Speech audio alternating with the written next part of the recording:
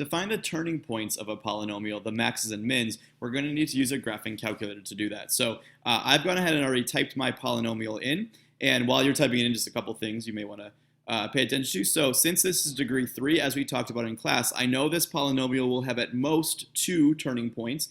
There's always, or at most, 1 less turning point than the degree. So if I take a look at what my graph looks like, I mean, I sketched it there, but here's what the graph actually looks like. I can see that, yeah, it does have 2 turning points. It has a maximum, we'll call that a local maximum, and it has a minimum, a local minimum. So let's go ahead and find those actual coordinates. So it's the same thing we did with parabolas a while ago, if you remember that. So max and min is located under the calculate menu, so select second, trace.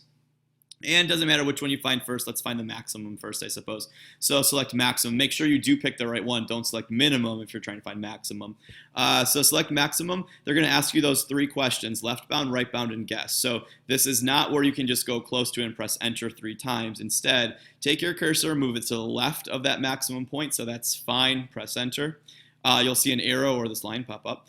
Then they'll ask you to go to the right of it. So move over here to the right of that maximum value somewhere. That should be good. Press enter, and guess, just press enter a 3rd time. And there we go. It'll calculate the maximum value. Now, most of these are going to be really, really nasty decimals. So let's agree to just round to 2 decimal places. So I've done that here. To find your minimum, same thing. Just select minimum. So second trace. This time, select the minimum value. And once again, they'll ask you the same 3 questions. They'll say go to the left of the 0, go to the right of the 0, and press enter. So left of it's over here. Right of it's somewhere on this side. And then for guess, just press enter. And once again, your decimals are usually going to be really nasty for most of these, so let's just agree to round to 2 decimal places. So there's my maxes and mins. Now keep in mind, you may have more than 1 max or min. If your graph is one of those W graphs we've looked at, there may be 2 minimums, and you do need to find both. It's not just find the minimum of the minimums, it's find all the low points and all the high points. This one only had 2 though, so we are done. Now that we've found the local max and local min of this polynomial, let's go ahead and describe the intervals where the polynomial is both increasing and decreasing. These are going to use our local max and local min. So I made a really rough sketch of what we just found in order to help us answer this question. What I want to imagine is this is a roller coaster, and I'm writing it from left to right. So as I begin writing that roller coaster, I can see that I'm increasing up until I get to that maximum value where I'll go down that first drop of the roller coaster. And so my first interval is increasing because it's rising. And so to describe this interval, I'm going to say I'm going from negative infinity all the way up to the x value.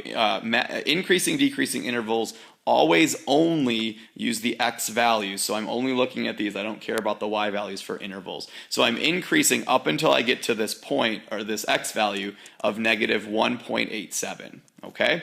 After that, I start to drop, but let's look for any other spots where we're increasing while we're talking about increasing. So I'll go down the hill, whee, that's fun. And then I get down to the low point where once again I start increasing again. So there's a second interval where this graph is increasing. I'm going to use that union symbol to say that there's a second spot where I'm increasing. And once again, I'm only using x values. So the x value over here at this wall was 0.57. And then the graph will continue increasing forever as x goes on to infinity.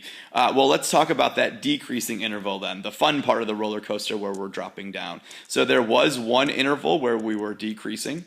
And once again, I'm going to label this only with the x value. So I'm decreasing on this part of the roller coaster just down there. So between those 2 walls that I drew, the 2 x values, the first one occurred at negative 1.87, and I was decreasing all the way until I got to that second x value, that second wall, at negative 0.54. So there's my description of the intervals where this graph is increasing and decreasing. Notice I also only use parentheses. I never use the square brackets in increasing, decreasing intervals. I only use the parentheses and only use the x values.